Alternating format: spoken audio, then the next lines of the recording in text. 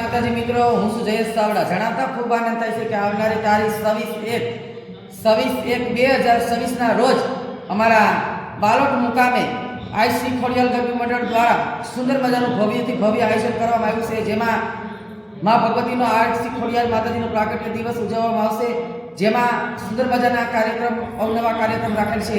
જોકે બાળકોનું બટુક ભોજન અને સુંદર મજાની મા ભગવતીની ધ્વજારોહણ અને મા ભગવતીની મહાઆરતી સાંજે 7 થી 7:30 વાગ્યા લગીમાં મા ભગવતી આઈસી ખોડિયાલ માતાની મહાઆરતીનું આયોજન રાખેલ છે।